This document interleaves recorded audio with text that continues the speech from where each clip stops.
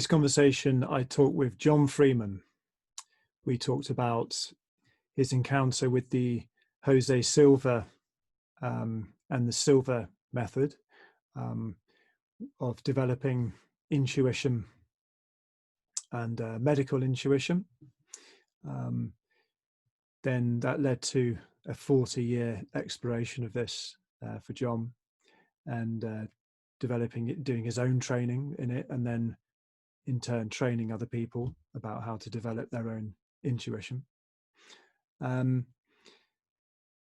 all talked about the integrating the insights of quantum physics into our worldview, and how it hasn't quite permeated the mainstream view of reality out there, and how a lot of school education in science is still very much embedded in the Newtonian view of the world. And we talked about how Jon met Don Beck and became interested in spiral dynamics, and he did lots of trainings in spiral dynamics, and then in turn became a trainer himself, working with individuals and organizations. So I hope you enjoy. Jon Freeman, thank you very much for joining me and kindly sharing your journey with a multidisciplinary, integrated approach to life across these four fundamental broad domains of body, heart, mind, and spirit. Having a similar conversation with many people, and as I was saying in the introduction to those, my hope is that people will listen to these conversations and stories about how people have found their own way with this stuff, because it's not an off-the-shelf cookie cutter approach. This is about finding your unique journey, but at the same time paying the dues to some of the traditions and the insights of modernity and post-modernity too. So it's not just going willy-nilly, whatever you want to do type of thing. We're not kind of promoting that kind of you might call extreme narcissism of approach. This is a kind of a subtle thing, which is why it's good to hear lots of stories about how different people have done it, because they're all unique and different, and people can see how it mirrors their own journey. So that's my little preamble. And we've known each other for maybe since about 2007, 2008, that kind of time, I believe, and something like that. I've lost track. Yes, yeah. I agree, but you're probably right. Yeah, and we've done several retreats and workshops together around this stuff, which is how we got to know each other. And it's been a while since we've spoken together, so I'm looking forward to catching up. And in fact, your personal journey, your kind of life story with this stuff is not something we've explored together. You've never told me, so I'm kind of interested to hear about it. So with all that said, where do we start, Jon? Well, I guess you're kind of asking how did I get into this and what got me where I am now with it. And it's been a fairly kind of meandering, unpredictable. There's certainly no plan. Even if I look in retrospect, it's kind of hard to see anything that looks like a plan. I guess I was always somebody who had big questions. I came from a family, or at least from a father, who had big questions, big political questions. His favorite question when he didn't like something that was happening in the world would be, why don't they do X, whatever he thought X would be the better answer. So I think I grew up with that in my background. And when I was a teenager, certainly I just really wanted to know particularly how people think. I mean, I did sort of take that general question of why do people do what they do on board. And so that kind of sat in the background. It drove what I picked as my university course, and I was extremely frustrated that I actually didn't get any of what I thought were the kind of answers I was looking for. What was the degree you did? I did a degree in human sciences, which was a very interesting degree. It was an experimental thing that Oxford had just started. In fact, after I went up to study philosophy and psychology, and philosophy was, as far as I was concerned, a lot of people asking damn silly questions and coming up with inevitably silly answers. Psychology was a bit more promising, but actually it was very kind of experimental psychology because they wanted to be rigid and scientific. And so I kind of came out of that dissatisfied and ended up actually, I got fascinated by computers and I went into business, working with first as a programmer and then getting into analysis. And so I have a fairly extended career that followed from that, and that might come back into the conversation.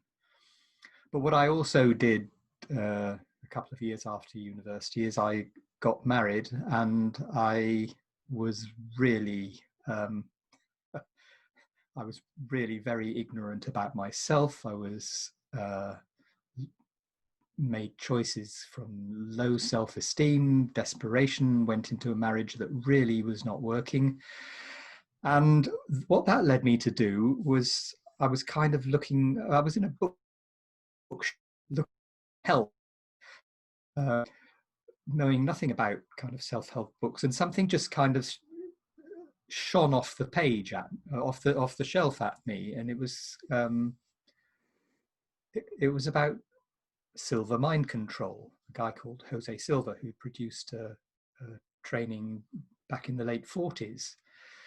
And I thought, even though I'd read the book and there were lots of things that were not what I'm about to say, I really thought it was going to be about relaxation, creative visualization. I thought it was going to help me deal with stress, was the basis. But when I went on the course, it was a lot more than that, because it was focused on developing your inner awareness and using that awareness for the purposes of healing self and others. And there was a process that we did on the last day of the training where we were put into a situation where our task was to connect with somebody who all we had about them was their name and their location and their gender. And we were meant to detect whatever it was that somebody else in the group had put down on the card. This is what their health challenge is. And I had no expectation that I would be able to do anything like this. And so I was kind of getting absolutely nowhere. And then somebody suggested that I should do the technique, which is one of the ones we were taught, which is to imagine yourself putting on the person as if they were like a helmet or a bodysuit and being inside their experience. And the instant I did that, I had an intense awareness that caused me to kind of tilt my head and screw up the left-hand side of my face. And I had the notion that there was a pain in the back of my head. And I said, does this person have a brain tumor? And that turned out to be what was on the card. And that was a completely jaw-dropping moment for me. It was a real kind of,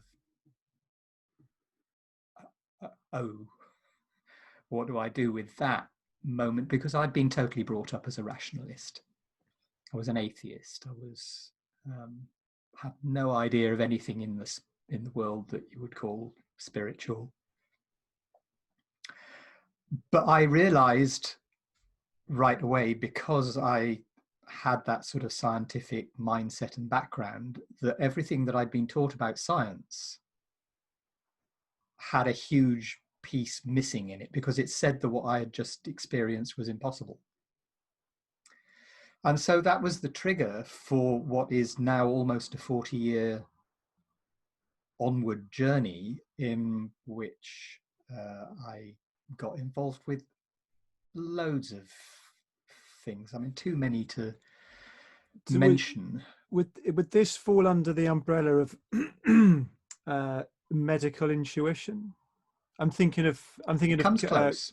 Carolyn Carolyn Mace, Mace. who people like that, and I understand that there's been a lot of.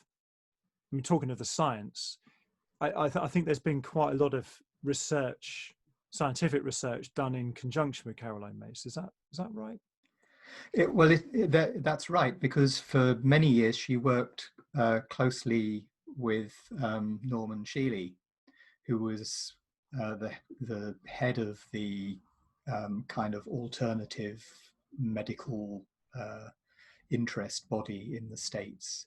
And so he did a lot of giving her a case, seeing what she came up with, finding out whether that matched what was reality. So yes, I don't know if that's ever been published scientifically, but it was certainly, there was a huge body of evidence that they worked with. And Carolyn Mace is, probably in my, top 5 people of people I've followed all those years. I think her work and her books continue to be leading edge. And, I don't subscribe to many YouTube channels, but hers is one. Yeah. The reason why I bring that up was just to give some people some kind of purchase on this, rough field that this is in. Well, yes, and quite correctly so. The thing I think that kind of I would have to say in relation to that is, I certainly don't regard myself as a medical intuitive or even as a skilled intuitive.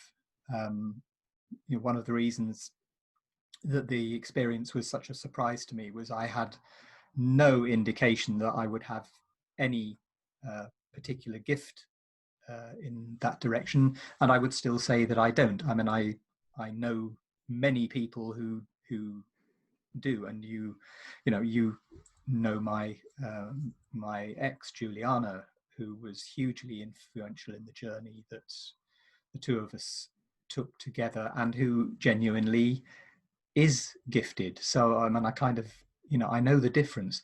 But one of the things that the experience did tell me was that if I can do it, anyone can do it. And I actually went on to become a trainer for a while for Silva. And I saw other people have maybe not quite such intense experiences, but I saw people turn up with results.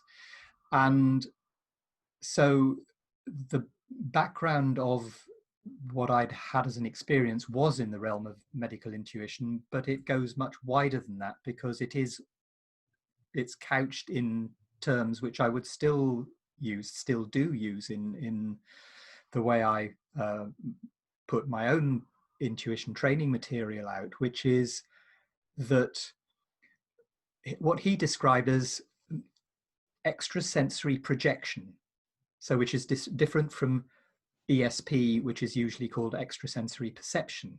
It's this notion that you, from your inner senses, can locate your detection, your ability to know what's going on anywhere in time and space.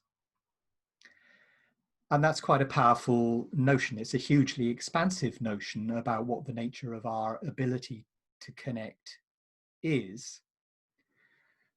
One of the things that also was part of the way that the process worked was there was a lot of kind of preconditioning to be able to do this, which had to do with kind of dropping into a deeper space, intensifying the alpha brain rhythms. So it was not exactly an embodied process in the way perhaps people would call embodied now, but it did have this notion that I would describe anyway as your entire system is a resonator, it's a detector, it's an aerial to pick up the TV programs of the universe.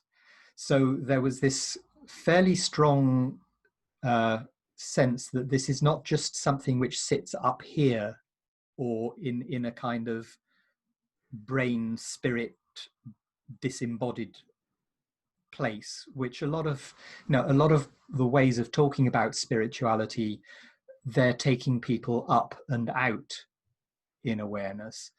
My perception and my path has been very much, given that I actually started off as a not very embodied individual. I mean, Juliana in our early days together described me as sometimes functioning as a brain on a stalk. And like a lollipop. Yeah. And I can't argue with that. I was, and it was a very long journey shifting out of that. So a lot of what I did was all sorts of, just all sorts of what was available in what was probably then people would have called the New Age environment. And so I've had to learn more and more about how to connect with my body, how to become more aware of my emotions, and how to translate this sense of a connection into a huge field of what the universe is, of what consciousness is, of what the information that is available from the universe is, and how that connects with us. That journey has meant really expanding on every dimension, and I to feel guidance. And I've learned a huge amount about that, including when kind of training others, that everybody's way of doing that is actually different. So some people hear stuff, some people are clairaudient, some people see pictures, and that's the kind of common way that psychic events are projected, that you'll be given the impression that the way that you're going to get information from the universe is that it's going to kind of show up like a movie on your screen. Well, that is maybe right for about 25% of people, but it's not right for all. And so discovering that my way is much more vague, it's much more kind of concepts and images and notions that come into my space, or I will I will wake up with a song in my mind, and there'll be something about that song, the tone of it or the specific words it has, which has to do with something that I'm wrestling with or asking as a question. So all these different ways of connecting and all these different parts of the relationship that one can have with the universe became just a huge area of exploration. We've kind of glossed over a little bit of your transition from being a rationalist, having this experience of perceiving this problem with a person's head, that and having to adapt to this new information and a new, for want of a better word, paradigm about what reality is. I mean, that what was that process like, transitioning into this new world, and was it a lengthy process? I mean, it was very lengthy. I really didn't get it for a while. What it did, I think, was it started the process of exploration. So I was kind of engaging with other things to find out more about myself. I was seeing that there's something here and I need to know what it is. And it was probably, I don't know, something like 5 years later that I realized that the underlying rationalist bit of it was that I needed to actually come up with my own way of framing, okay, if if the science I've been taught is not complete, what's going to fill the gap? And how do they mesh together? And where is that integrated worldview? And that was a very long journey, because I started thinking about it and then I started writing about it. I think I first wrote a tiny little kind of pamphlet level thing in, I don't know, that would have been probably 8 or 9 years after the event. And bit by bit that grew into wanting to write a book, and I wrote 6 drafts over about 25 years and finally published. I published a first version in 2008, and that felt inadequate, so I kind of stopped promoting that. In 2013, I published, and now still I'm fairly happy with the one that I published then, which is called The Science of Possibility. So, that's the best part of a 30-year trajectory, to get from the point of, okay, I'm a rationalist, I'm still a rationalist, but now I'm a rationalist plus, there's a lot more in my rationality. Yeah. So it's not, I mean, one of this integrating impulse is including things that have come before. You don't just get rid of your entire history. So I think one thing that holds people back from taking on, so that someone might have an experience like you just described and just not be able to assimilate that into their worldview because they worry that they're going to lose. They're basically letting go of rationality completely and entering into this really chaotic, intuitive, feely world where they just basically cut off their head, and that kind of binary option is not the only way. You can conserve all the foundations that your personality and identity worldview are built upon. You're just building on top of that, and not getting rid of the foundations of who you are, which is quite an important. I mean, it seems very simple when I describe it, but a lot of people, they're trying to make an either-or decision. I'm either going to be this or am I going to be that? Well, you can actually be both. You can. I think that's a really useful observation that you've just made. And the other thing that happens with people that I've certainly witnessed is that they have something, an experience of that kind, and it kind of scares the crap out of them, and they run away, and they think they put it in a compartment and say, I'm not going there. And they live their lives as if it had never happened. I think that happens with psychedelics for some people. A little bit like where in the Bhagavad Gita, where Krishna reveals his true form to Arjuna, and he just like can't handle it. It's like, oh no, yeah. So are you sure you want to see this? And he's like, yeah, come on, show me. And he's like, no. So sometimes it can provoke an expansion of someone's identity and worldview. But the other alternative is very much a contraction, shrinking away from no, that was too much. I don't want that in my life. Yeah, and I guess I was sort of lucky in the way that the events I've described unfolded, in the sense that there was never a point at which something happened which was truly scary. It just I was just curious. And I mean, you talk about psychedelics, it doesn't, I wouldn't have mentioned but I went to university 1970, 71, 72. I mean, it was part of the curriculum. At least underneath the unwritten curriculum. And I didn't have any experiences with that I would say made a difference to what happened later, but it's quite possible that actually they did create a certain sense of my perceptual field being more open.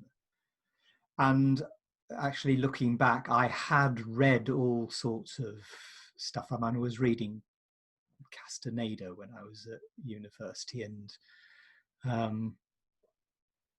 Timothy Leary. And so, I mean, I kind of had, yeah, I sort of had a notion that there was something there that other people were doing. It just didn't relate to me until I had the experience on that training. So, yeah, of course, you know, when you look back, you can say, well, everything's connected and there are no accidents here. And yeah,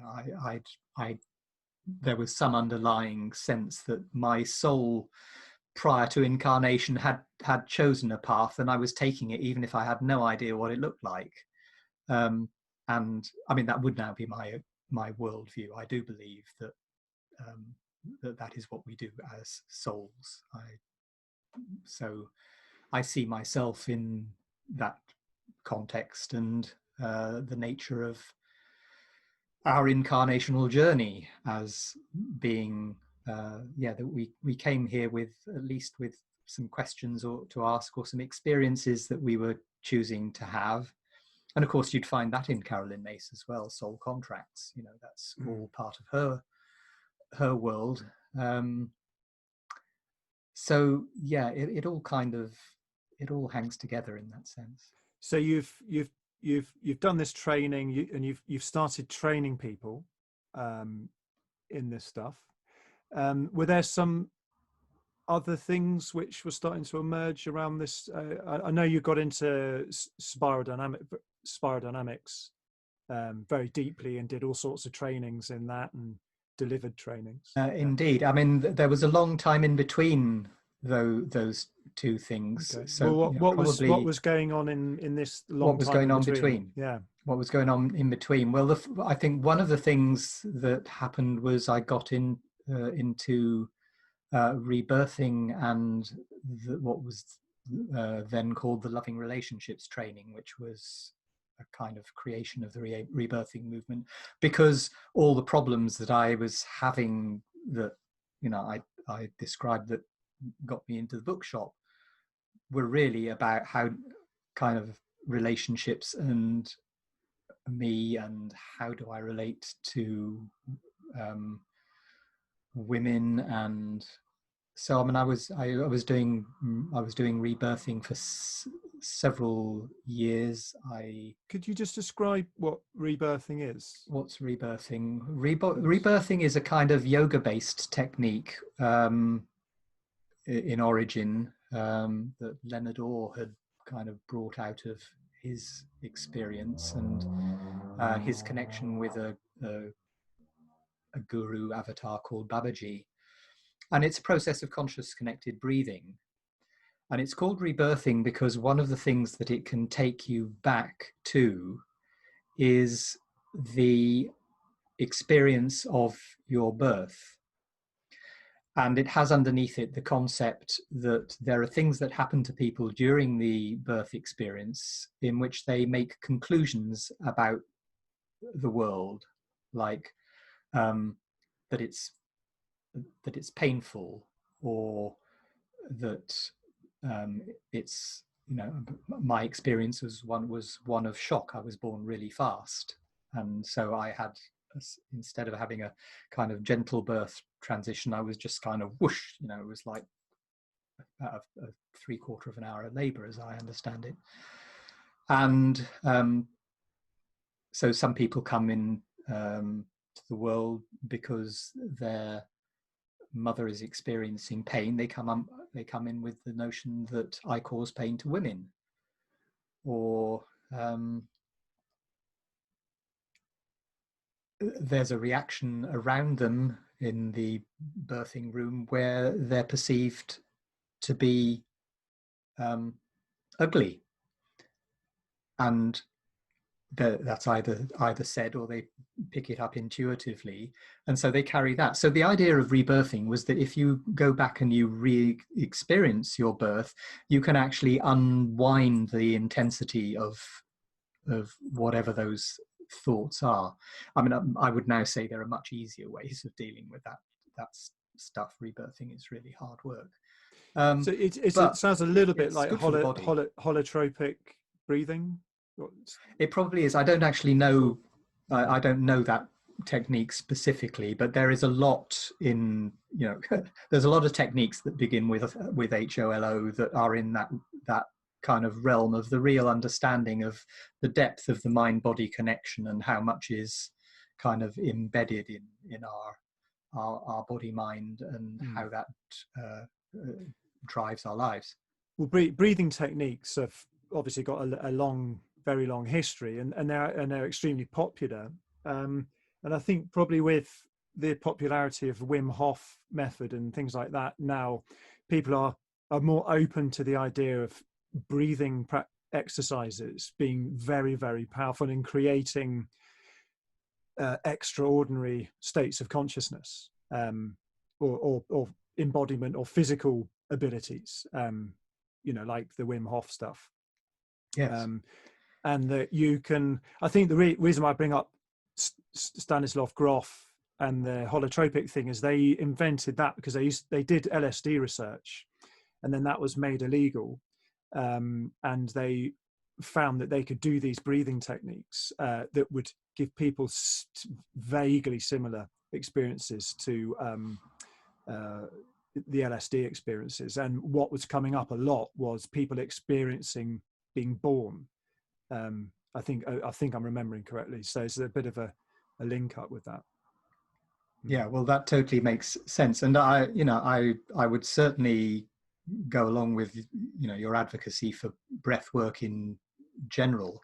I think it's maybe best done without the sense that you have a purpose in mind of experiencing your birth. I think that's the bit that I feel is not necessarily as productive. Dealing with issues, I think there are so many things, with, I don't know, emotional freedom technique or havening technique, or, so many different ways of getting underneath the tensions of the body and releasing patterns in the mind or traumas that are held in the mind and the mind-body space. I think there's a lot of very elegant stuff that's come up in maybe only in the last 10 years or so that is, a huge benefit to what people can do.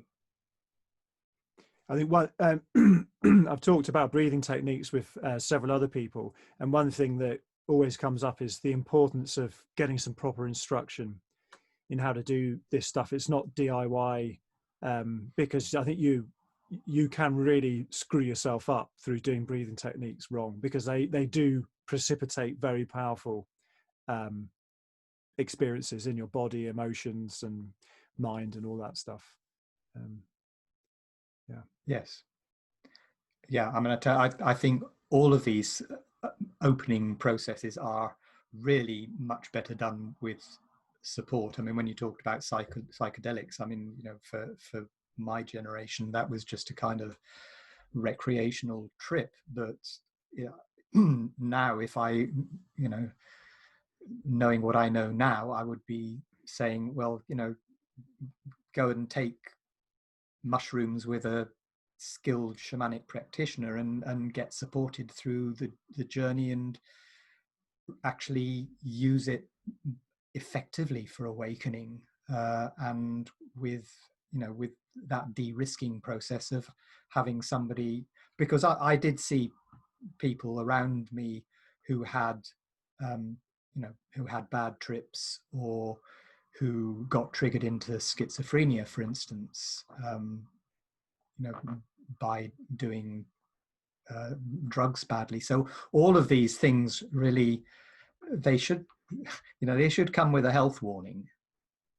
And I think there's a whole nother line of inquiry and exploration around how to find somebody who's going to help you learn about this stuff but not abuse you.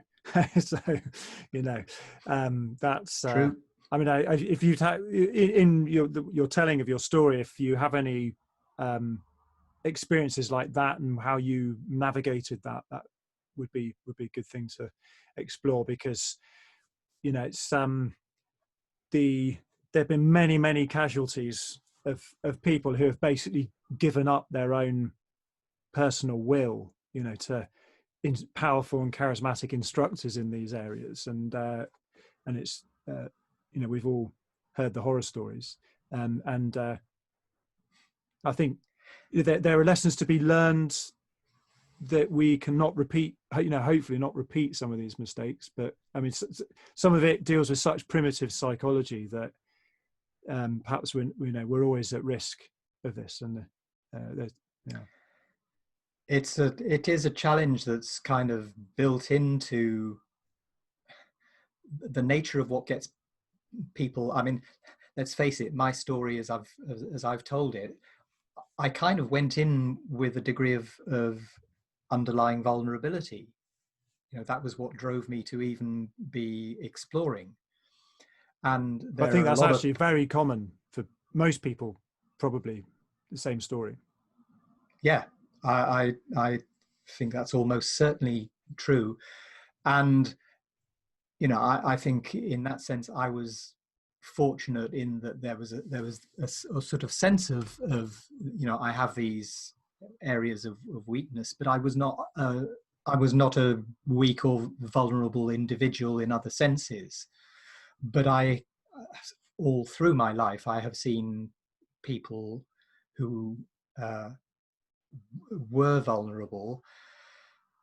So I've never been exploited in the sense of somebody truly taking power over me or it leading to abuse, but I have seen that, and I've, you know, as like you, heard plenty of stories. I did have a few places of the how badly you go wrong when you in a sense give your authority away. So I wasn't abused, but there were a couple of occasions when I allowed other people who were supposedly more connected than I was to influence the decisions I made against what really was my better judgment. You know, I sort of I thought, oh, I'm, you know, I'm supposed to be surrendering my ego here.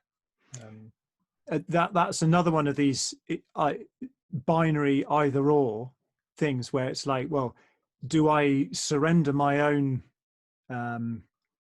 self-authorship to somebody else, or you know, or do I have to keep that, and I'm always cynical and critical of anybody who's going to try and help me? And it's and I think, again, you know, coming back to this integrating thing, you don't have to, you can do both. You know, you can maintain healthy boundaries, your own sense of authority and belief in your own gut and heart and mind, and at the same time get in a very expanded mutuality relationship with someone who knows more about something than you do, and you're open to receiving their wisdom and instruction and tuition, but without doing that, you know, just totally giving yourself up to it. It's quite I mean, it's a subtle thing, isn't it? Because it, you know, too much of either is not creating the most fertile conditions for development, really. Indeed. I mean, what I would, I guess, say with the benefit of hindsight is I would always say to somebody, start from the position that you will never do something that doesn't feel right to you. And then on top of that, put the intention always to be asking questions of yourself and being willing to listen to the invitation from other people to ask a question, or being willing to receive challenge and being willing to kind of go deep with that and kind of say, okay, here's something which is being put in front of me. What if I went that way, and kind of open that up. But if what you then still get in your body is, no, I'm not doing that, then you go with the no, because it's either wrong and it's somebody else's opinion, or it's something which might be a good choice for somebody else, but you're not ready for it yet, and you can't safely go down that path. And the flip side of that, I mean, these days I don't do a huge amount of coaching, but I do some, and it really has to inhabit the way that I approach the conversation with the client, in how I ask questions. And it's never my job to be directive, and I think it's never the job of whatever kind of practitioner support context we're talking about. It's never the job to be directive, except possibly about how to use the technique, but how to live your life is a completely different matter. Yeah, I think that's a useful sort of discerning when somebody is overreaching what what you're there, what you and they are there for. The instructor and the student are there for. They're there to learn something particular, and I think we all got some kind of intuitive sense of when someone starts reaching beyond that boundary into other areas of life. It feels a bit intrusive, and I mean, my personal belief is that belonged to an era of gurus that is over. Now, I don't think that in the integrating the insights of traditionalism, modernity, and post-modernity, if you bring all of those together, there's no room really beyond that for that traditional role of a guru that just tells you everything about how to live your life. And I mean, there's religious traditions of instruction that tell you how to go to the toilet, and things like that. That level of micromanaging the lives of students, I think, just doesn't really have a home in this era we live in. But Yes. Plenty of people would disagree and push back against that. But I think we're not saying that we have the answers to this, but it's an exploration we're all going through. Yeah, and I think there is an option with those kinds of instruction to say, okay, this is a discipline. It may benefit me to see what it's like to live within a discipline, and to go in with that frame of mind. But that's different than abandoning your life to the process. You still at that point say, okay, this is still my choice. I am choosing to explore this path. I'm choosing to see what it's like to live this way and what I can learn from it. But you still haven't given up the underlying sense of what you called self-authorship. The one place I got into trouble with most, and it happened, same place but twice, different people, is with channels. Because people who channel,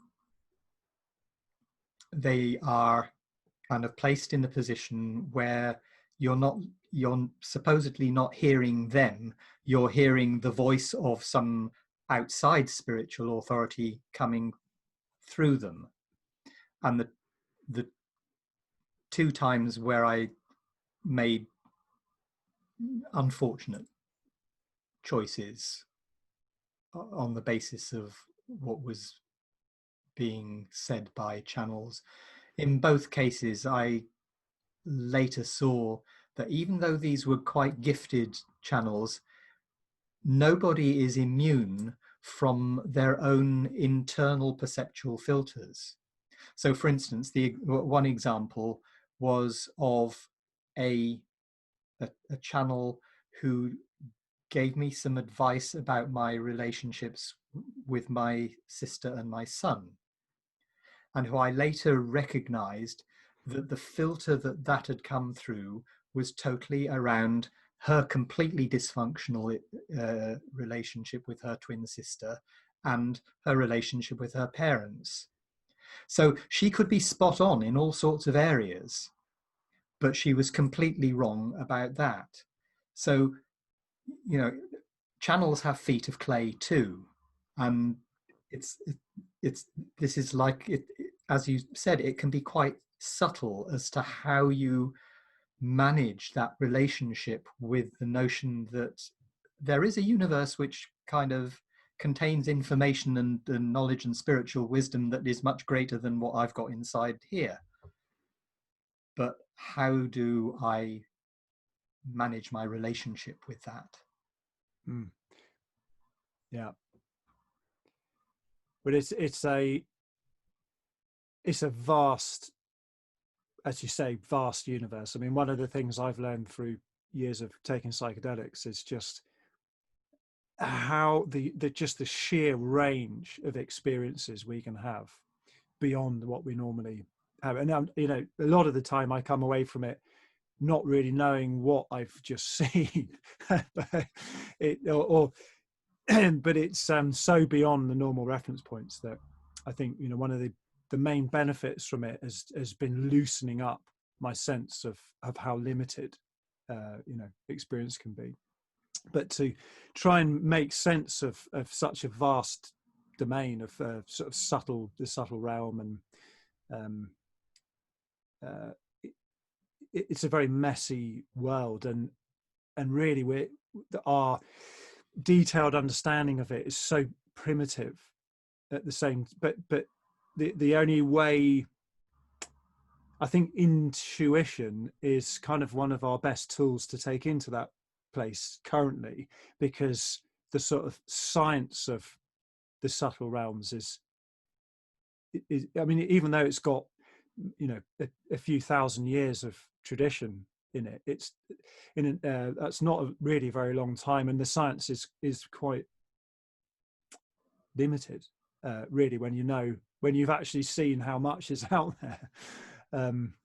It's quite a daunting prospect to kind of tease out some of the things, and I think it's sort of I was thinking about the science thing, that the science education I had in school was very Newtonian, and quantum science had been around for at least 100 years, you know, but it wasn't really featuring in my science education at school. So I kind of grew up with a Newtonian worldview, even though, you know, for 100 years there'd been this whole other way of seeing the world, and I think the kind of chaos of the subtle realms we're describing is very much tied in with this newish physics, in a way that none of us have really understood. I mean, you know, people like Deepak Chopra, you know, speak with very seeming authority on an understanding of how quantum physics relates to the mind and all of this stuff. And it's I think I'm always a little bit suspicious about people making very bold statements about such a chaotic world. And I mean, that was quite a long, rambling, fairly disjointed monologue by me. But it's an important area. I mean, the value of the whole kind of quantum arena in physics is that it does start to challenge our notions of what reality is, and of the kind of material nature of reality as distinct from something which is going on underneath, which is living in the realm of what is between energy and matter. And so, you know, there are some really good books that kind of opened up that space 30 years ago, like Dancing Woolly Masters and, you know, Fritjof Capra and Tao so of on. physics. Tao of physics. And so, you know, that was wonderful. And it started to kind of pull out the notion that we're not really seeing what is, we're just seeing something which is a certain representation of what is. And I mean, I talk about, it's, you know, it's one of the threads in the science of possibility. I actually talk more about biology and evolution and body stuff than I do about physics. But of course, the physics had to be in there because it's such an important framework.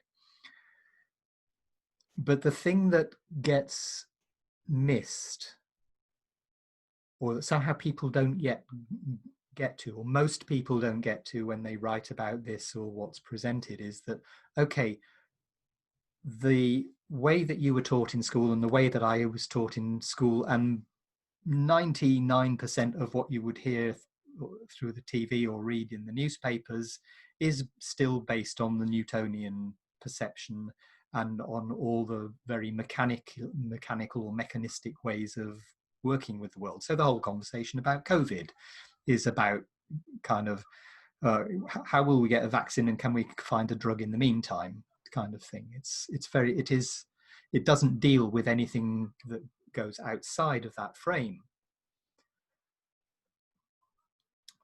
But it also kind of it's perpetuated the split between the material reality and the spiritual reality, that sort of sense that I have to choose one or the other.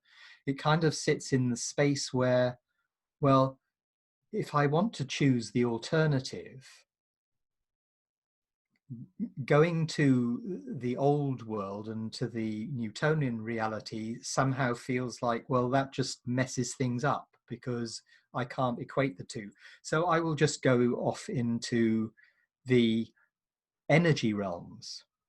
But what you then get is that people find themselves in the space of saying, well, everything is energy. But that to me is a complete chocolate teapot. I mean, you can do nothing with that notion that everything is energy. It doesn't deal with, okay, so what then happens when energy becomes matter? What happens when we, as beings who are underneath, we are all energy because everything is energy. What has happened in the process of embodying, what's happened in the process of incarnating, what happens in the process of how the whole universe unfolds at the boundary between energy and matter. And that is where there's the traditional way of looking at consciousness has typically been as seeing it as something, you know, consciousness is, there's something outside us, which people they would call God, or they would call whatever they chose, the notion that there is something external. And then there is consciousness as, okay, I have consciousness. I am a conscious being. I have awareness. There is something that I do which involves a perceptual process which is beyond that, which is just inside my body, or is beyond what comes through my usual kind of, you know, sight, sound, smell, touch, taste notion of what sensing is. And going into psychedelics tends to unwind some of that, but it doesn't get us to the point where we understand what I believe is the reality of the universe, which is that the way the universe is shaped into material form is governed by informational laws. It's governed by processes of information flow that describe what shapes things will take. And then when you expand that into how we are as human beings, that actually we are beings of information who are currently manifesting ourselves as physical incarnated bodies.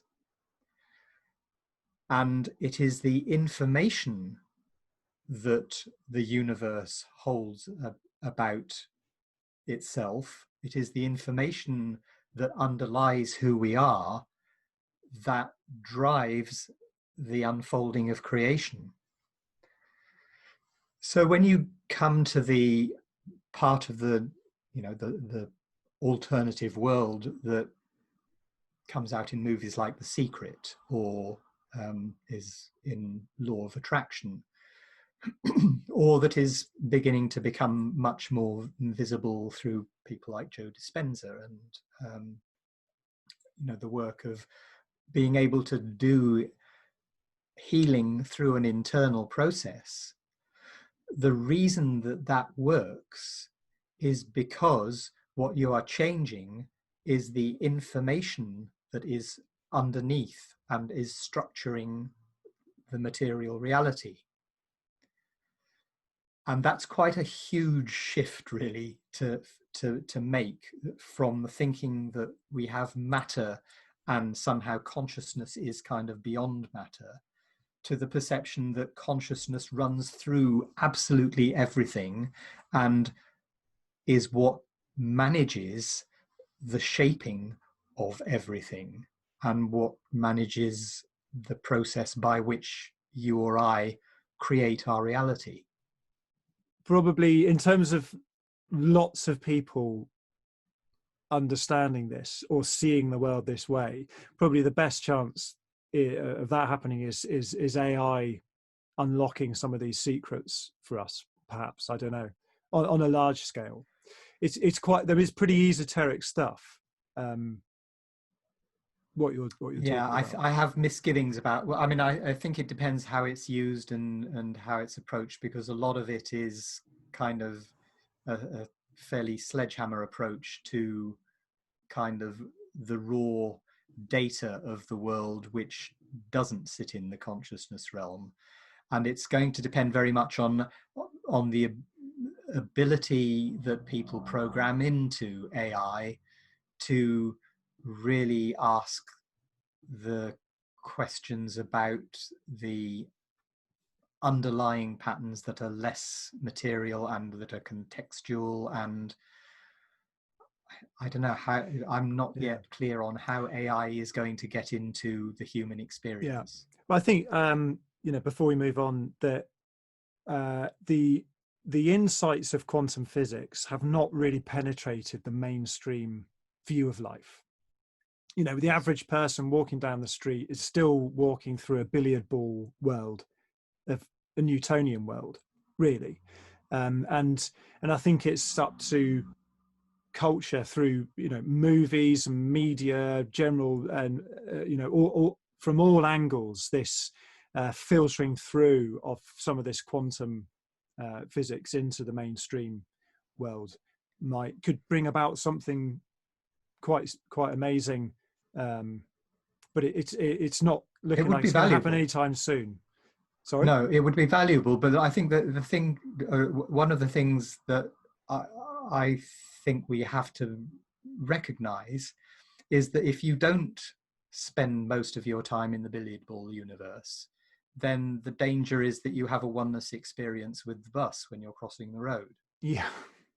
And it's actually the nature. I think it's the challenge. It's possibly the game that we chose to play when we thought, okay, let's take our souls and let's incarnate them in physical beings. That is a huge challenge for us to deal with the physical reality, because it exists and because it's kind of fundamental at the moment to our biological survival. And yet to recognize ourselves as, well, we are spiritual beings having a human experience. We're not human beings having spiritual experience. And that's a big flip. Yeah. You know, a lot of people think we are human beings having a spiritual experience. And okay, you know, you can have a really good life for that. And I'm not saying that people have to make a different choice, but it's not my choice. My choice is to see myself as a spiritual being who has chosen an incarnated biological experience. Yeah, that's a really good thing to say. It's a 180 flip, and it's very much related to waking up in the spiritual traditions to your identity as something transpersonal, and that becoming more of a stable realization. So you're more and more throughout your life, you feel that you are some supreme being which is beyond there's the limits of a personality, having a personal experience, as you say, rather than the other way around. So what's next? We've kind of veered off a bit from your story. Well, there's a couple of directions I could go. I think the one that's at the top of my mind to go first is to say that in recognizing the importance of intuition, that taking people, or for us to take ourselves into the space where we develop our own knowing through deepening the inner process of connection, is really helpful for the process of making sure that we're centered in, this is what I know and this is what I choose, and not giving away our authority. And it's also really useful in getting a wider awareness of what our capacities are with the relationship that we can have with this informational universe. Now, the original experience of being inside somebody else's experiential space, inside their body, you can generalize that notion as to, well, potentially your sensory capacities can be inside anything or in any place to be aware of anything. And as we expand that as an experiential reality, what we build as a capacity is the ability to be walking around as a body inhabiting the billiard ball universe, but still to have the flow of information which is coming from the universe of information consciousness, and which potentially can be guiding our choices, making sure we're in the right place at the right time to have the best experience that we might have, that is what we are asking for in our lives. Or all of those kind of more esoteric notions of how we might guide our lives and what happens to us, and to be in a creative space with it. So, you know, that to me is why the stuff that I do around people training their intuitive capacities, why I think that's important and why I think it's valuable, because it then begins to inhabit every other part of our experience, whatever it might be. You know, it could be being more sensitive when you're playing squash to where the ball is going to be, that you're a fraction of a second further ahead of the game than you otherwise would be. It has no kind of necessary context. It's something that can be applied in any part of existence. It's like being a Jedi from Star Wars.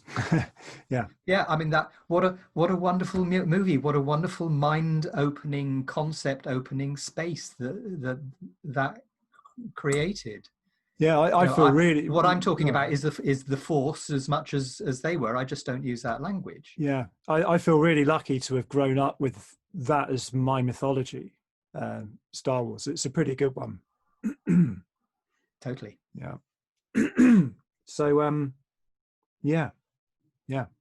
And you said there was a second thing you were Well, going to. the other place to go, I think, is the other big thread in my journey, and you kind of started to talk about it a while back, was coming into contact with spiral dynamics was the start of something. I mean, in the meantime, you know, as well as doing all this personal exploration, I had regular jobs. You know, I went from being an analyst to a project manager and an IT director, and then a IT consultant, and doing all that stuff inside business. So I had a huge focus in understanding how businesses work. And it all sort of came back when I came across spiral dynamics, which was a wonderful piece of serendipity. It was a beautiful example for me of accidentally, with no prior plan, being in the right place at the right time to bump into Don Beck and end up walking through Bath having a half-hour conversation with him. And spiral dynamics was the point at which I got the answers that I went to university seeking, the questions that I was asking when I was 15. It just laid out, oh, so that's how we work. That's what drives how we think. That's why we make certain decisions at certain times. That's what gets us into that space. And out of that has been unfolding, I guess, over, you know, the last 15 plus years, a sense of, okay, this way of seeing the world, what is the notion of the extent to which everything is systemically connected. You know, that a corporation is a system, or our government is a system, or our ways of running our local club are a system, or all of these things. They're not just bits of, they're kind of sets of linear things that are going on. They are a lot of embedded complex relationships that, in order to make change, you have to be able to get some sense of the whole and how one part of that whole relates to the rest, so that if you make a change here, what's going to be the ripples. And that systemic notion of how humans are and how we construct our world and the things in our world, more lately has led me into the understanding that it's not just a system in the mechanical sense, it's a living system. So, you know, there are things that have been emerging in the world over the past 10 years.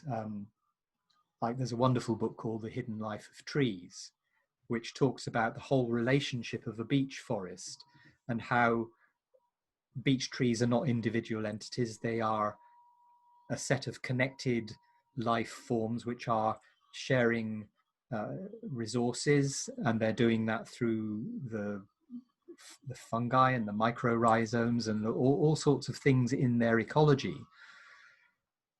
That there's an increasing need for us to understand that we are a living system at every level. I mean, the body is a living system because you've got, 40 plus trillion cells, each of which sits inside its little membrane, and each of which has its own kind of identity and can come and go. Cells die, and how many 100 million of your skin cells have died during this conversation?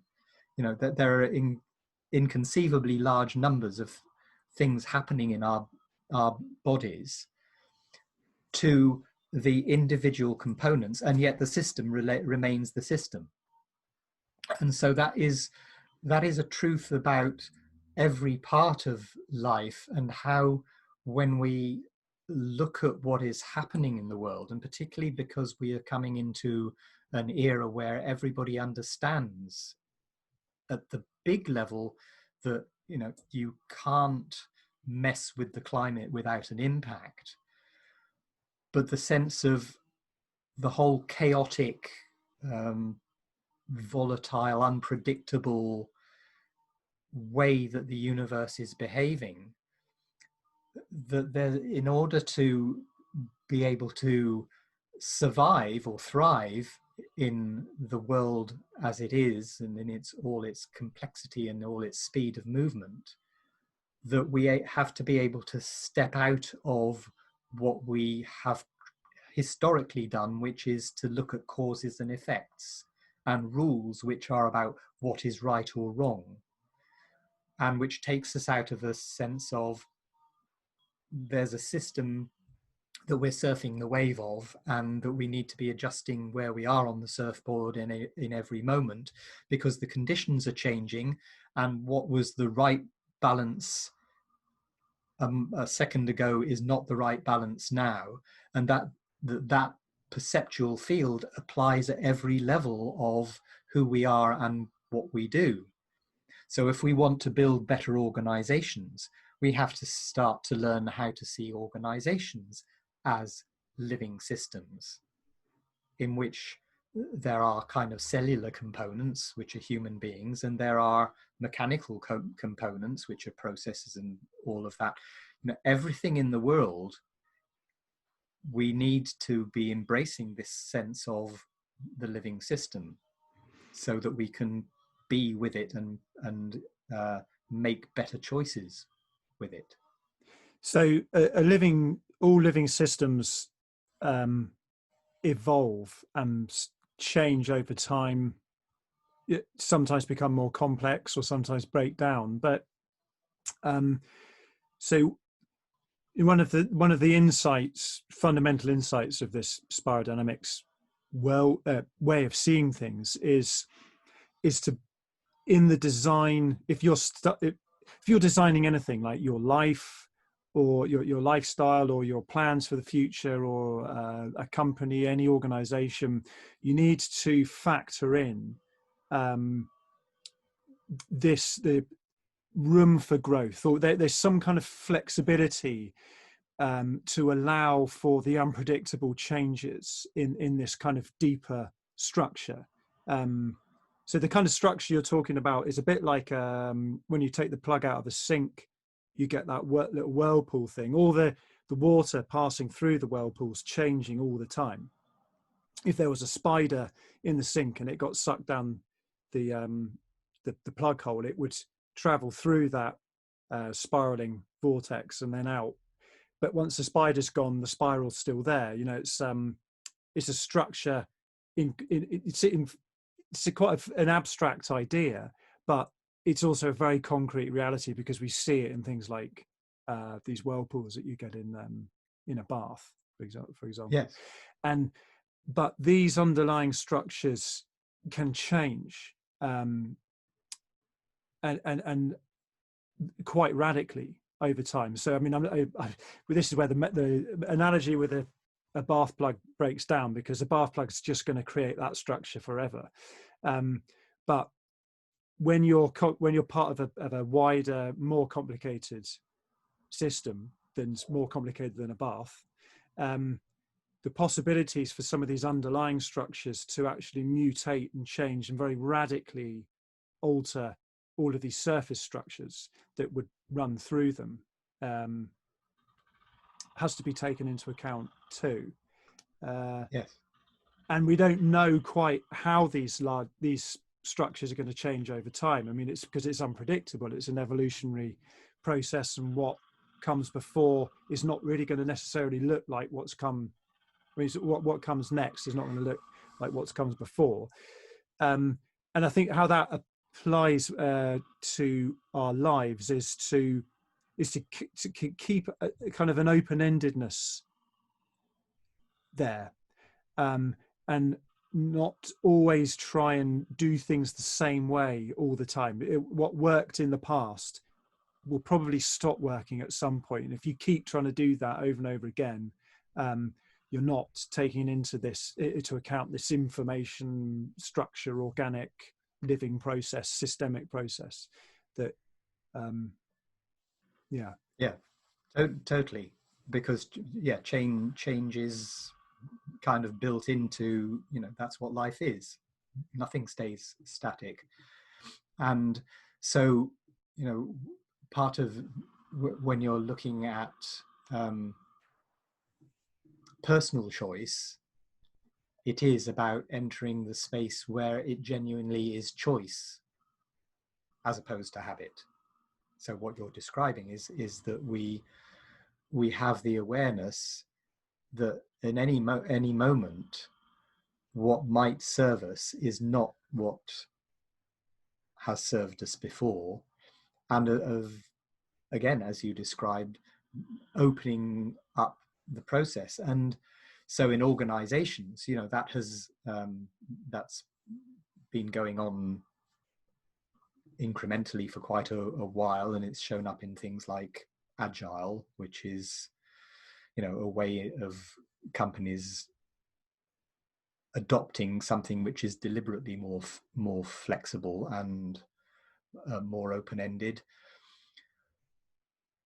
But there's a bigger piece underneath the whole of it, which is an understanding of where is the intelligence in the system. So sometimes, often, I like to use this little image of asking you to think of a sunflower. So just see a picture of, there's a sunflower. That imagine you were looking at a picture of it, and what do you know about the sunflower? So what most people know about the sunflower is that the sunflower turns to face the sun. It will follow the sun. And then ask yourself the question, in the sunflower that makes that happen, because a sunflower doesn't have a brain. The intelligence is in the system. And what happens when you then reflect that image back into, okay, how do we look at human created systems and organizations and engage with the question of where is the intelligence in the organizational system? And it's actually, a huge amount of it is in the people, in what the people see, what the choices they are making moment by moment. So part of the organizational challenge is to liberate more of the intelligence that is there and stop subjecting it always to top-down limited perspectives. And the same applies to the body. We tend to take a top-down view of the body because most of us have been kind of conditioned into the belief that everything is decided in the brain. And there, you may know, and other people may know, that there's lots of other stuff going on, like there is a huge amount of neurology and activity and intelligence that is embodied in the heart, and that actually the heart sends more information to the brain than it receives from it. And then you can look at the fact that the whole of the intelligence of the body is mediated by not just what people tend to think of as this computer model with nerves and bits of kind of biological wire. It's actually mediated by messenger chemicals, or hormones, the big picture of what hormones are. And that every cell is influencing the context of how the body operates, because there are messenger chemicals going across the cell membrane barrier and affecting what happens inside the cell, and there are chemical messengers coming out from the cell and affecting what the rest of the body knows about what is happening in that cell. So there's this kind of deep intelligence that is not where we have been trained to think it is. We've been trained to think that it is here in this kind of grey blob that sits between our ears, but it's not. Yeah, so I'm just trying to sort of we've gone quite abstract here, and I'm trying to just tie this back to your own life. And this kind of systems view that we're describing here, did it, so I like thinking of good quality theories as being psychoactive, transformational things. We sort of think that, our minds, if we're into spiritual stuff, that our minds are the kind of worst part of ourselves or something, and that a good theory like spiral dynamics can actually change your identity when you encounter it. It can completely change the way you see the world, and in fact can change organizations and governments, and this massive reach with these things can be like bombs going off inside the mental space of a person or humans, and just totally transform the way life looks. So one thing that's I'm sort of picking up there is that it changes the way that I view my body, to see my body as an entire system, intelligent system, rather than, as you're saying, this between our ears. That's the kind of HQ. The HQ is our entire bodies, and that's quite a radical shift. It is, and like you say, it is all very, yes. I mean, I do tend to go into abstractions because it's how I think, but it does come down to practical stuff, because based on spiral dynamics and what spiral dynamics allows an organization to reveal of itself, you can begin to see, okay, what is blocked.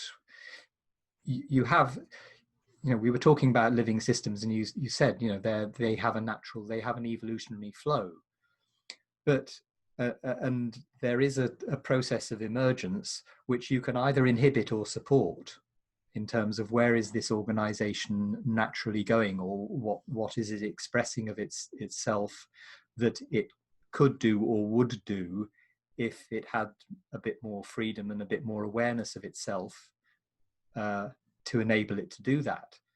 So spiral dynamics, I'm totally passionate about spiral dynamics, and I'm a trainer because I want more people to know about how it can work, and I want more people to know how they can transform their organizations, and I want more people to understand what it tells us about ourselves psychologically, because all the parts of the spiral dynamics kind of perceptual framework, the stages of development that it describes, they're all inside us, and they're all inside, you've got small children, so you're watching some aspects of that unfolding as they go through their developmental process. That if I use spiral dynamics language for a minute, that they've been through beige and its total helplessness. They've been through purple and its complete sense of how do I bond with what's around me, and what's my relationship with my people, my sense of my identity with my environment and my tribe. And then there's what they go through in the terrible twos of kind of, well, who am I, and how do I embody myself? What's my personal will? What's my relationship with my own empowerment? What's my relationship with my power, the power of myself and others? So all of these things, at every level, the concepts that you have described in spiral dynamics, they inform what happens in the development of individual humans as they grow up in habits. How do we relate to the world from a psychological point of view, in how we live our lives now, and what facilitates that or what blocks it.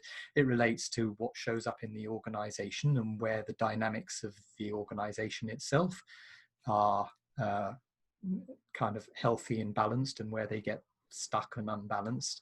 And in society, on the big, up to the biggest level of kind of large scale dynamics of political socio-economic systems.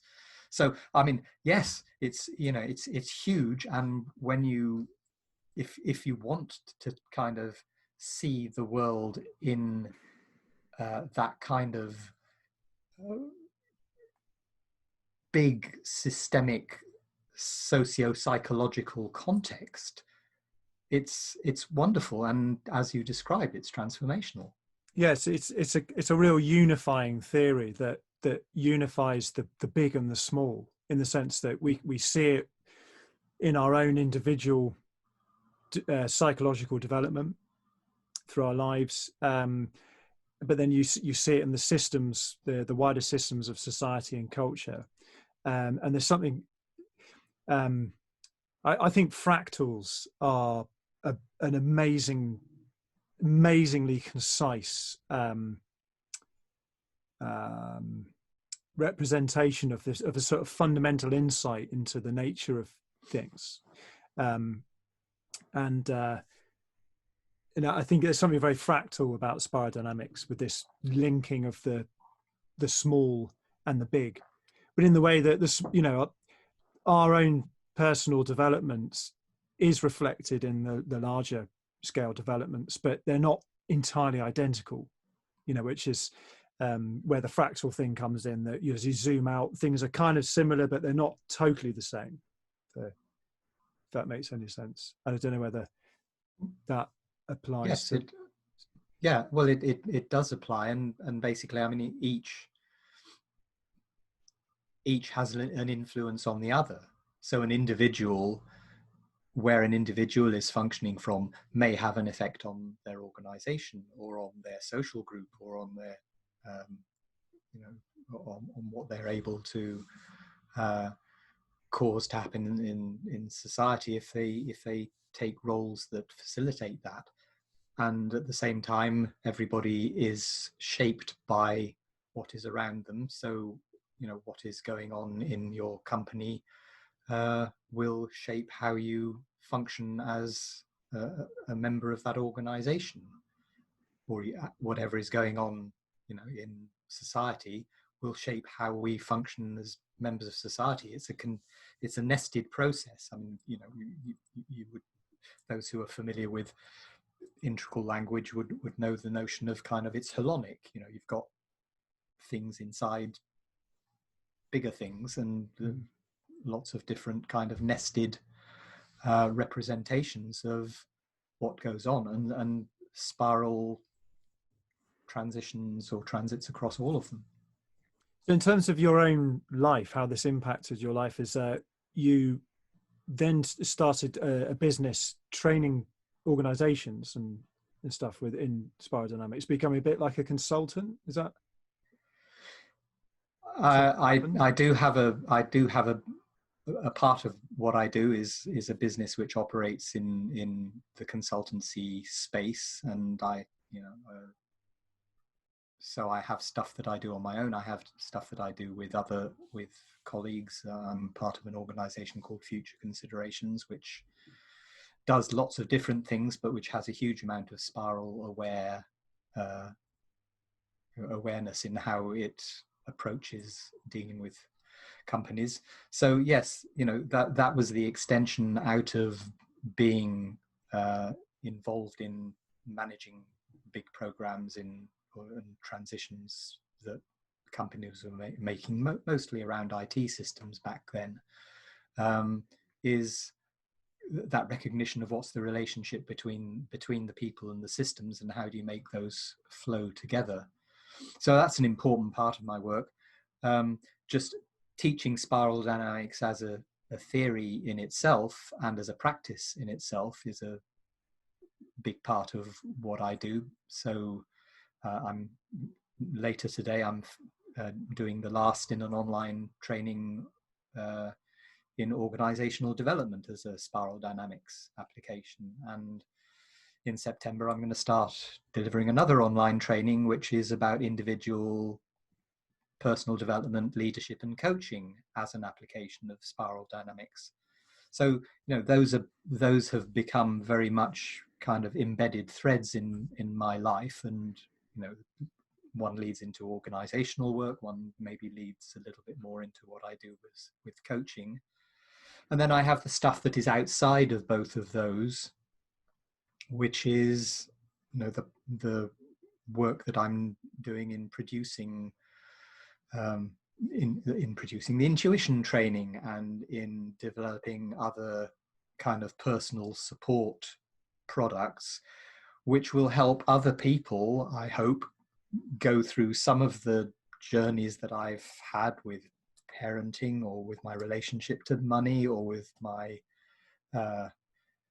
where I started my relationship with relationships. All of these are things which I'm now trying to bring out, what I've integrated over the last almost 40 years into something which will serve and support others, so as to, facilitate their journey and their learning with those kinds of issues.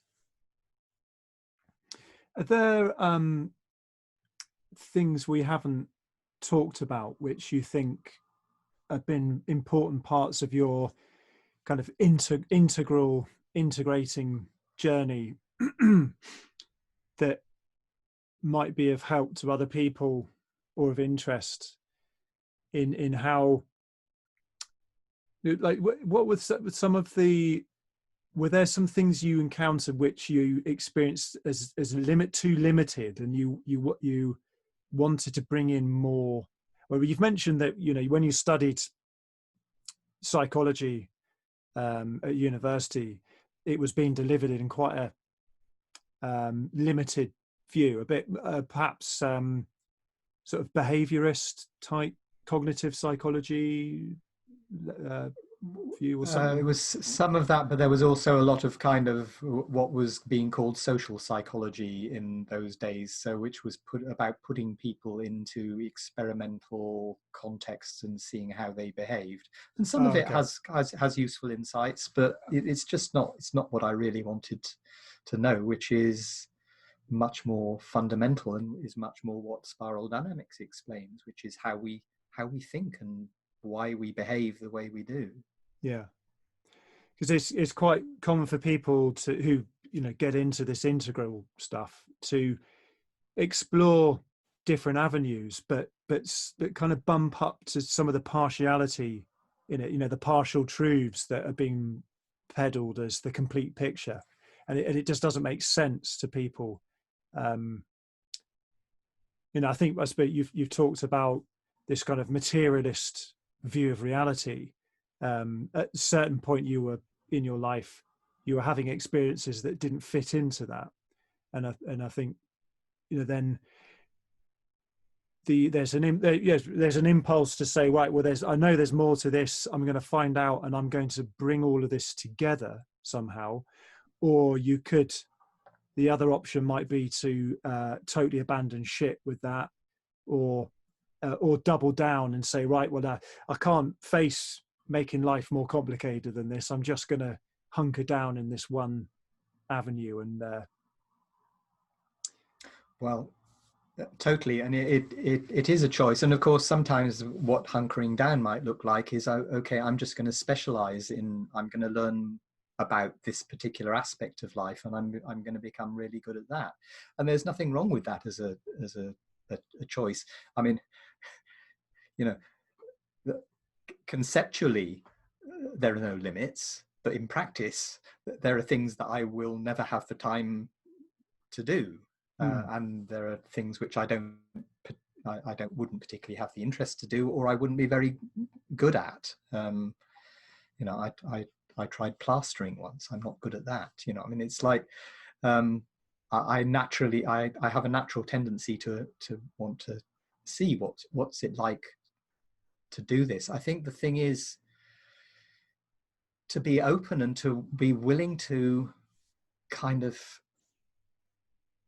unless your intuition or your knowing of yourself says, really, this is not a place for me, of being open and willing to say yes to what shows up.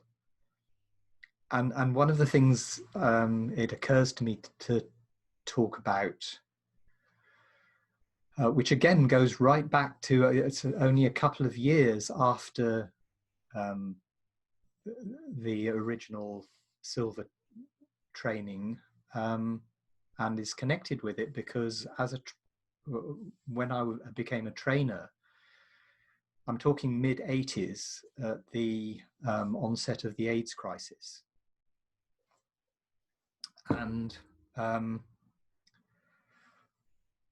some of the people in the spiral dynamics, in the Silva network that I was connected with, they were gays, and they were very concerned about the fact they were beginning to see their friends die. And we were on a course which at that time Jose Silva taught himself, which was about using the methodology for hands-on healing, for energy healing. So, try and shorten this story, where that led to was the formation of a group which was going to go out and apply those healing techniques to people with AIDS. And the first person we worked with was a guy of, he was about 6'2", and he was now down to the point where he weighed about 100 pounds. The family had called a priest to administer the last rites, and he was predicted as having another 4 days or so before he would pass. And so the group started to work with him. I wasn't involved in the first week of that, going in 3 days a week, using the healing techniques. At the end of that first week, he was conscious. End of the second week, with another wave of people, he was engaging actively with some of the visualizations that were part of the healing process, and he was somewhere around that time he was able to get up and take himself to the bathroom. After 4 weeks of the process, he left the hospital, and somewhere I have a photograph of us all with him 6 months later when he came and attended a Silva training for himself. Now, why am I telling that story? Because I just want to open up the space of how much is possible. I said yes to process, having no idea where it would lead. I certainly hadn't the slightest notion that it would lead to something which, you could look upon in its context as miraculous. Oh, when he left the hospital, he was also, he no longer had any presence of the HIV infection in his body. Wow. So what are we capable of? Mm. That's really where I'm going. The extent of the possibility of what humans can do and what working with energy and consciousness can do. I was in that experience because I said yes, and I was curious. And that's really, I suppose, what I'm encouraging people to do, is to be open and curious and to follow what if. What choice could I make here that would be different? What choice could I make here that would open up my world in a way that I haven't opened it before? And to just live in that mindset of awareness and curiosity and choice, and engaging with the sense that there's a flow here. What if I could just get in more in the flow. I mean, I have a little, I have a little book which is free, which people can go on to the Access to Possibility Facebook group, and they can get the ebook version of this, which is, the simplified version of what does life look like when you choose to create it consciously. So when you engage with the field of information from the point of view that as a connected being, you have influence over what happens, and you have influence over your awareness of the flow that goes with the intuition, and then you have influence that is mediated by the fact that the flow of information is two-way.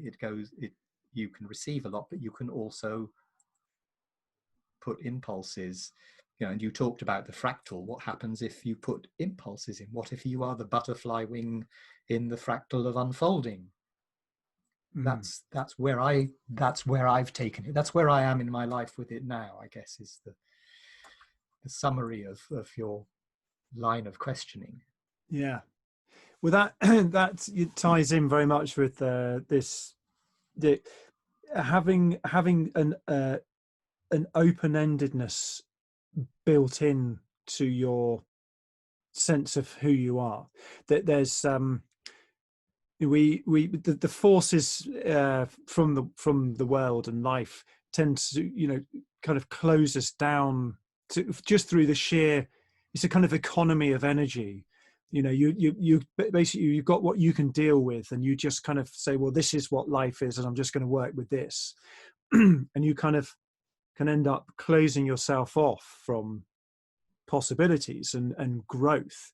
And I was thinking, when my young children are so at home with rapid growth and evolution through the years, and once we hit 18, 21 or something like that in our culture, that there's this assumption that that's it. Really, people stop growing there, and they stop discovering new things. And some of the things you're talking about, like these miraculous healings and stuff, and this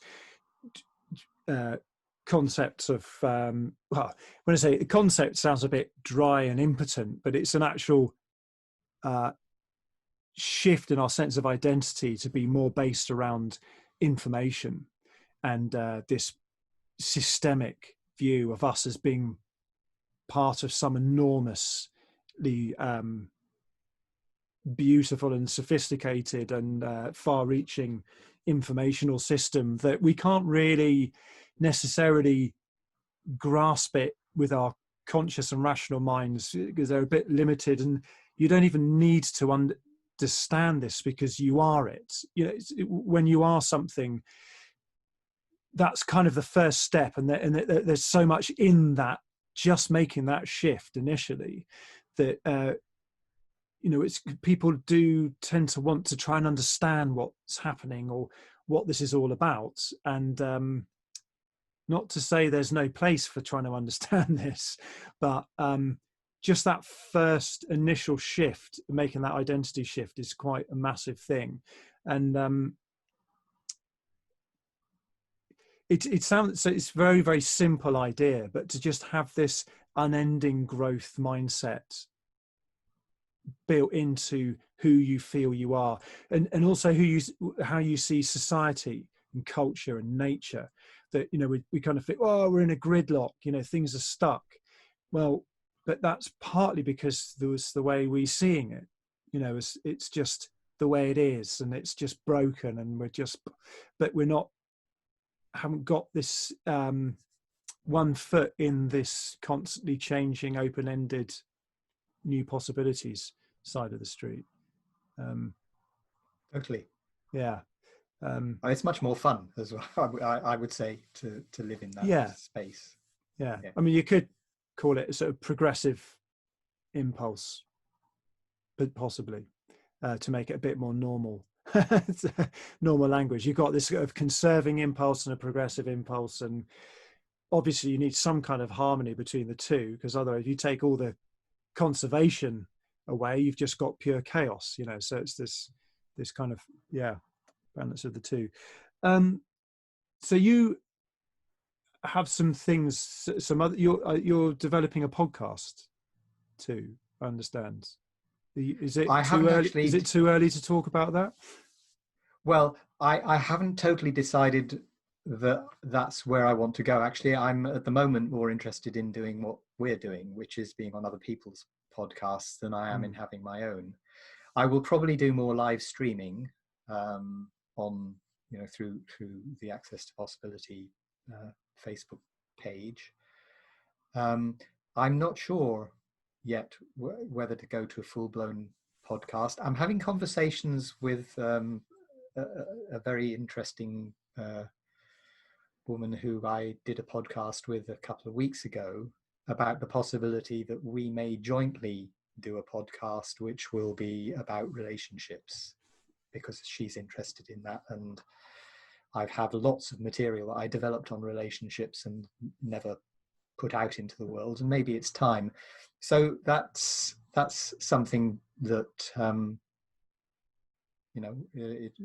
will make people aware of that through the Access to Possibility, but it'll come out under a different label, and we're just in the process of having those conversations. It'll probably happen quickly because she's very dynamic. She wants it to happen now, and I'll go with it because it feels fun.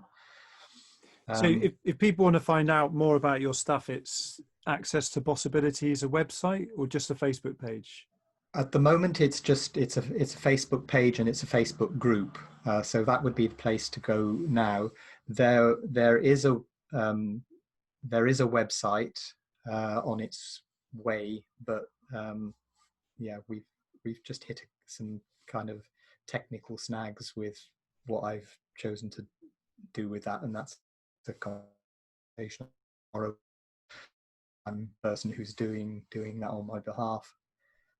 So it may, by the time you put this podcast out into the world, there may be an access to possibility.net website, but that's dependent on timing, and I can't promise. Okay, so if, those are the main ways people can find out more about what you do. Those are the main ways to find out more about what I do, except for the area of the spiral dynamics work, where there's a definitely functional website called spiralfutures.com. And so people who are curious about spiral dynamics and exploring that, or what I do with that, are best to go there. Cool. And is there anything else you feel we haven't talked about which is important? Oh, no, not necessarily important. No, there's so much, but that. Yeah, I mean, I can talk for hours, but I think what we've covered is a really good rounded package that I would be very happy to say, yeah, that'll do for now. Okay, yeah. Well, thank you so much for taking the time to share your journey and some of the insights that you've and important jewels you've come across along the way, and I hope people find this conversation useful, and I think it's one of the themes that's really come up in a lot of these conversations, and it's come up again with you, is this that seems very fit for our particular moment in history, our time and culture at the moment, is this kind of unique path and trusting our own intuition, our own gut instincts. It's kind of a new way to look at this stuff, because we're so used to not really participating so much ourselves in the process. Is we go somewhere and we just take on board things, and look at what's already been done, and we take it. And this kind of unique self-authored path is quite a new thing, and I think it's related to this open-ended possibility that, you know, there was a time where to have your own unique path was not a possibility. It was very frowned upon, you know, and if you went to, it brought that kind of energy into any environment, people would try and knock you down. You're like the peg sticking itself up, not the peg back down again. And I think we live in an age which is, there's a lot of emphasis on the importance of the individual, and that's caused a lot of problems with narcissism. You know, and everybody gets a gold star for participating, you know, not necessarily on whether they've done well or those kind of things. But at the same time, if people worry about, you know, that kind of the dangers of narcissism and even, you know, going so far as to be solipsistic about life and just totally focused on yourself, that people worry that about that, and that it's not, Yes, it's so not, I think it's not always going to be the outcome of following your intuition and your gut. That's, you're not just going to become a narcissist. Yeah. Totally not, because if you're aware and using your intuition in that way, you are aware of what the universe is calling for from you.